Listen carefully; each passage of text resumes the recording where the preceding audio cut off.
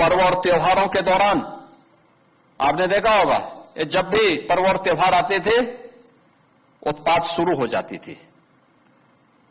अब उत्पातियों और उपद्रवियों को पता लगेगा कि 7 पीढ़ियां याद आएंगी उनको, क्योंकि कभी कभी बुरी आदतें जाती नहीं लोगों की, तो उसके लिए उनकी डेंटिंग पेंटिंग करवानी पड़ती है कायदे से, जिससे उनकी बुरी आदतों को हम ठीक कर सकें। और यही डेंटिंग पेंटिंग आपने देखा होगा कल बरेली के अंदर, वो मौलाना भूल गया कि शासन किसका है। वो ये मानता था धमकी देंगे और हम जबरदस्ती जाम कर देंगे। हमने कहा जाम नहीं होगा, कर्फ्यू भी नहीं लगेगा, लेकिन कर्फ्यू का सबक तुम्हें ऐसा सिखा देंगे कि तुम्हारी आने वाली पीढ़ी दंगा करना भूल जाएगी।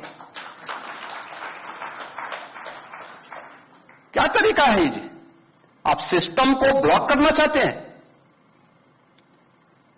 और यह प्रवृत्ति थी यूपी के अंदर, 17 के पहले यही होता था।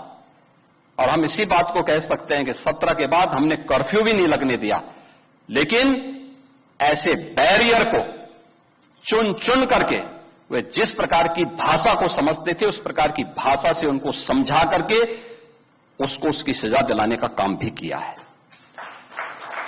और उत्तर प्रदेश की ग्रोथ स्टोरी यहीं से शुरू होती है।